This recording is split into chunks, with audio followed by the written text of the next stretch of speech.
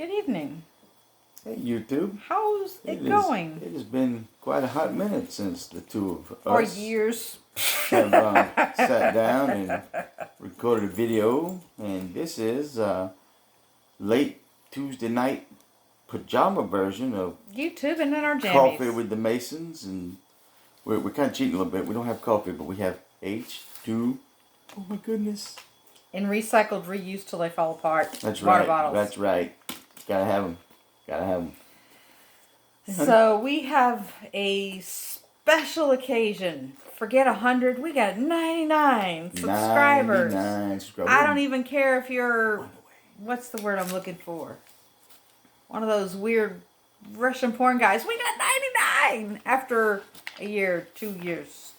Almost 2 years. Year and a half. Yeah, year and a half. Yeah, 99. We're one away from triple digits.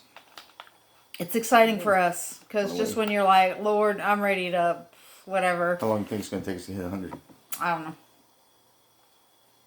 know. Want to bet?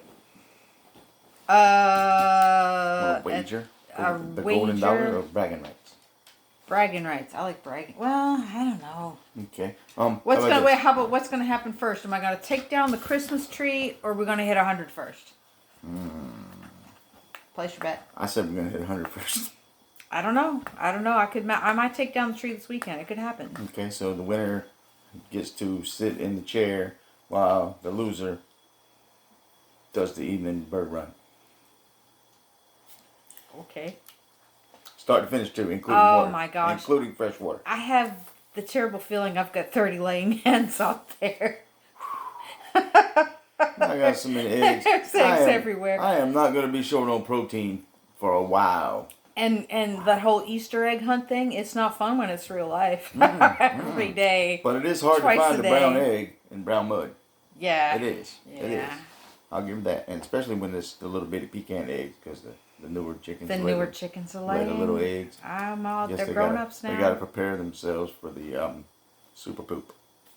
Mm-hmm. Yep. Mm-hmm. And we got 2 goose eggs. Mm-hmm. Not sure what they're going to do with them. At this point, I'm not sure what I'm going to do with them. I'm just going to share my feelings on the whole thing. I'm kind of hoping that they end up being a little bit lazy when it comes to brooding and just say, I could hatch, but I'll go over and play with my friends, or I could I'm kind of hoping they're lazy because we don't need any more daggum animals. At some point in the past... I'm trying to get rid of a rooster now. Yeah. So if any of y'all want a free rooster, holler at me. At some point in the past, I had a plan for maybe selling geese eggs, geese babies. And there's money to be made in geese babies. Not saying we won't do it, but not yet. We're not ready for that yet.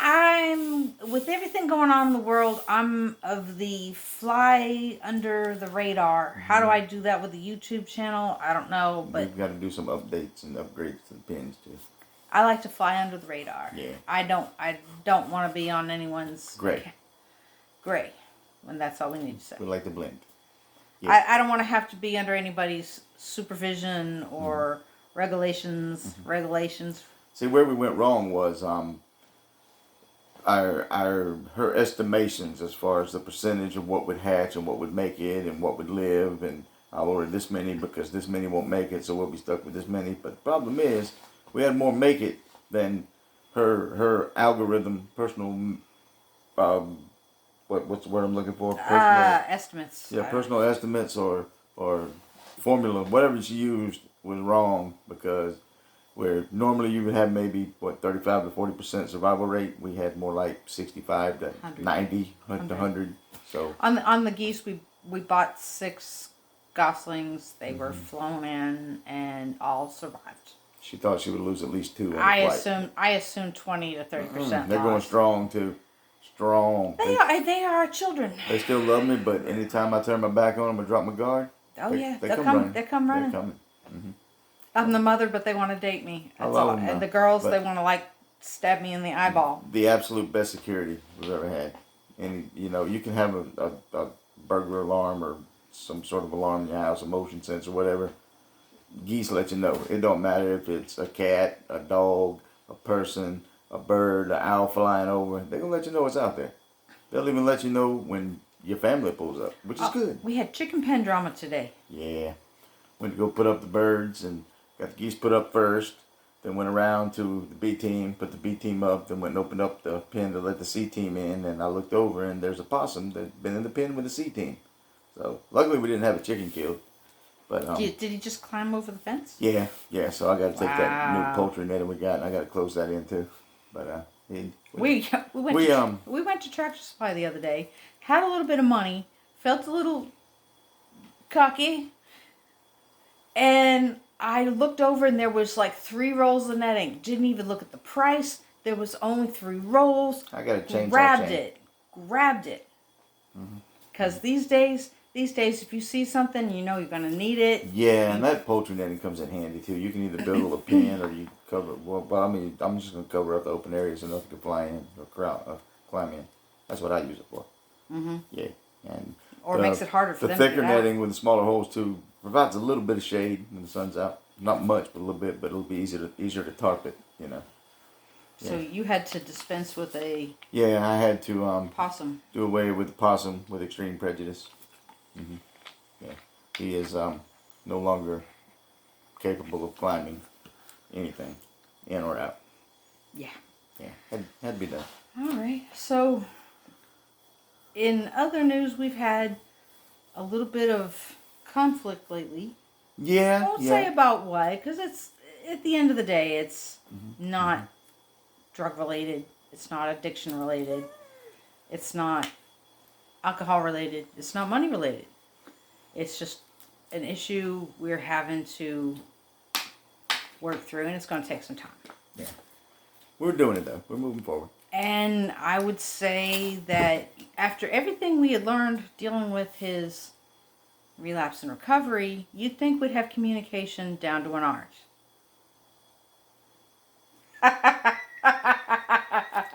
We're this close to having it down to an art. Yeah. Communication is key. Communication is vital. But communication is also, as easy as it sounds, you know, you pick up the phone, you call somebody, you communicate. It ain't that simple. That's just talking to somebody. Communication is easier to spell than it is to accomplish. I'd say one of the things that's worked is after a couple of tiffs, he's agreed to some counseling so that we have some outside help. I need to anyway, though. We're working on that. I need it. Whether we were having any tips or not, I really need counseling just to, finish burying the issues from my past. So I'm not. Yeah.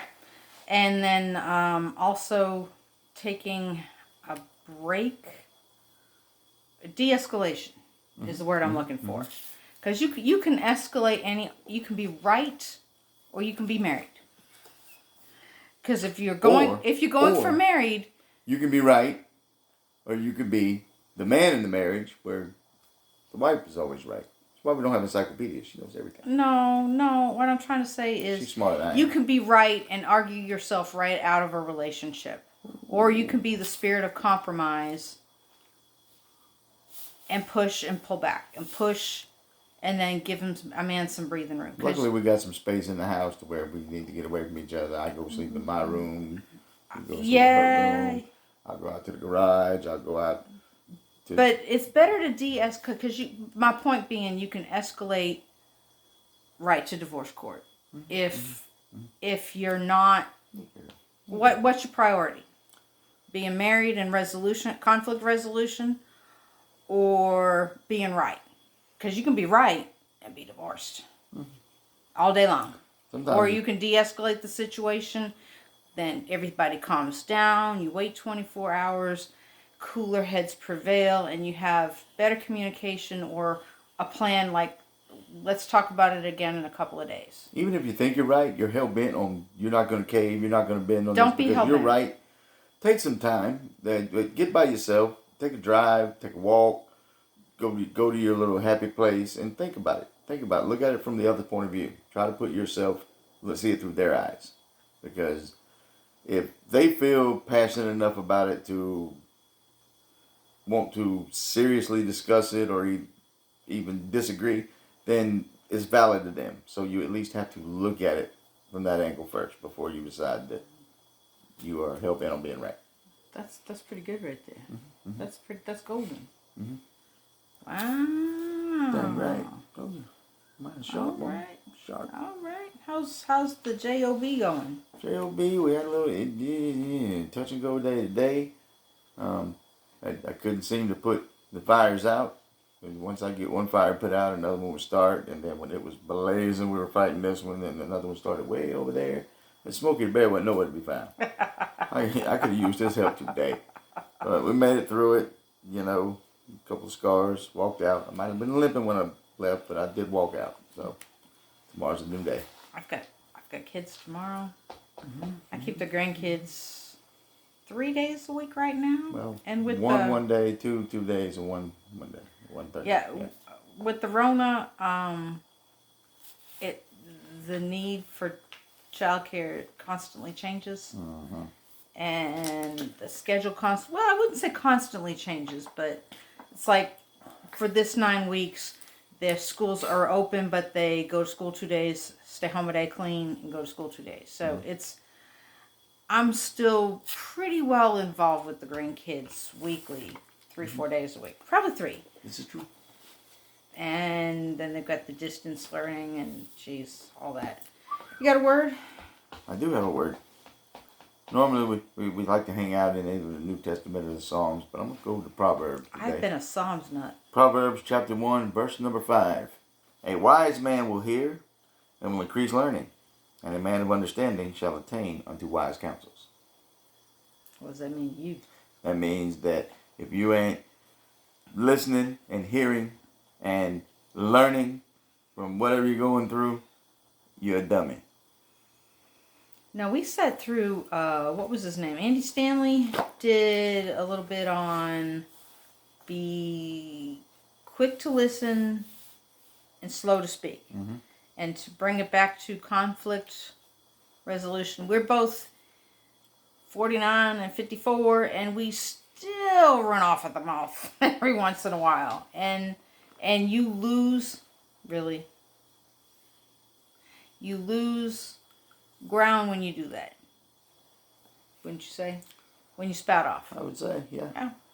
One And step instead of forward and 6 steps back. Yeah. Yeah. Yeah. Yeah. All right. But this is our 99th subscriber YouTubing on our Jammies edition. Wanted to check in with you guys. Yeah, I missed you guys. Thank you for watching. Hope you have a wonderful day tomorrow. Hope you get some rest tonight.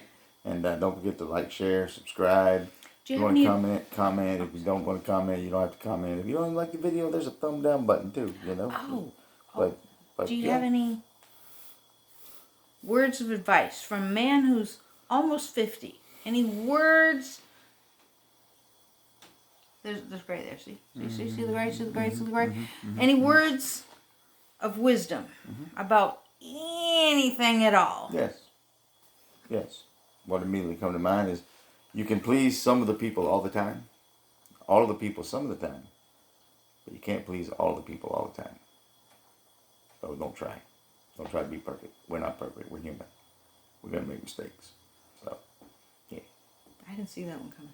I didn't either, but it just bing, went in there. Bing. I would say look at what's going on in Texas and see how, 2 weeks ago, those folks would have said, I don't need to prepare. I don't need 10 gallons of water in the house and food for 2 weeks and an alternate source of light or heat. Never would have occurred to them. A couple bucks in cash. And how many of them now would tell you story after story after story after story of things that they could have done to make a crisis better? Yeah. Look at Texas. Get on the Reddit. Go somewhere and do a little bit of studying up on how people are dealing with a crisis and what they wish they would have done better. In some instances, it's best to be proactive rather than reactive. I prefer to be proactive. After to go in 2 weeks without power in the middle of a blizzard in 1993, you really tend to be proactive. So those are my words of wisdom, and we want to thank y'all and have a good evening. Cheers. Bye.